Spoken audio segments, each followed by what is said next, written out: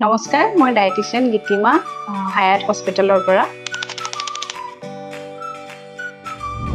আপোনালোকে নিশ্চয় জানে আমাৰ শৰীৰত বহুত পানী থাকে, প্ৰায় 70% পানীয়ে থাকে। এতিয়া যিহেতুকে বহুত বেছি গৰম পৰিছে, গতিকে আপোনালোকৰ শৰীৰত যাতে পানীৰ অভাৱ নহয় বা পানীৰ অভাৱত যাতে যিকোনো বেমাৰ নহয়, তাৰ কাৰণে আপোনালোক সতৰ্ক হ'ব। প্ৰথমতেই গোটেই দিনটোত যাতে আপোনালোকে পৰ্যাপ্ত পৰিমাণৰ বিশুদ্ধ পানী খাব পাৰে, তাৰ প্ৰতি লক্ষ্য ৰাখিব।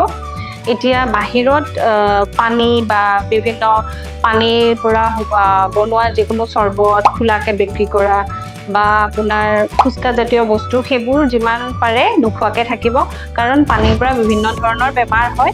আৰু নিজৰ লগত সদায় এটা পানীৰ বটল কেৰি কৰিব, যাতে আপুনি পানী নোখোৱাকে যদি থাকে তেতিয়াহ'লে ডিহাইড্ৰেশ্যনৰ কাৰণে আমাৰ ইউৰিনৰ ইনফেকশ্যন হ'ব পাৰে বা আমাৰ শৰীৰত পানী কমি গ'লে ইলেক্ট্ৰলাইটো ইমবেলেঞ্চ হয়, তাৰ কাৰণে হয়তো গা বেয়া লাগিব পাৰে, মূৰ ঘূৰাব পাৰে, তেনেকুৱা ধৰণৰ সমস্যা হয়। কাৰণ আমি এতিয়া গৰম দিনত বহুত বেছিকৈ ঘামো, আৰু যেতিয়া ঘামো আমাৰ শৰীৰৰ পৰা ছ'ডিয়াম পটেছিয়াম এইবোৰো ওলাই যায়।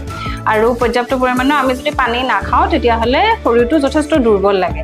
এতিয়া নৰ্মেলি সাধাৰণতে মানুহবিলাকে কি হয়, গৰম উঠিলেই ক'ল্ড ড্ৰিংকছবোৰ খায়। ক'ল্ড ড্ৰিংকছ বা ধৰক পেকেট যিবোৰ ফ্ৰুট জুচ আছে সেইবোৰ পৰাপক্ষত এভইড কৰিব, কাৰণ তাতে আমাৰ বিশেষ কোনো নিউট্ৰিয়েণ্টছ নাথাকে, চুগাৰেই বেছিকৈ থাকে।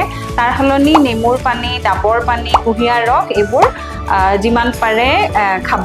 আৰু পানী কমকৈ খালে কনষ্টিপেশ্যন আৰু ইউৰিনৰ প্ৰব্লেম দুয়োটাৰে সমস্যা হ'ব পাৰে। গতিকে পানী যাতে পৰ্যাপ্ত পৰিমাণে খায় সকলোৱে, তাৰ ওপৰত গুৰুত্ব আৰোপ কৰিব। ধন্যবাদ।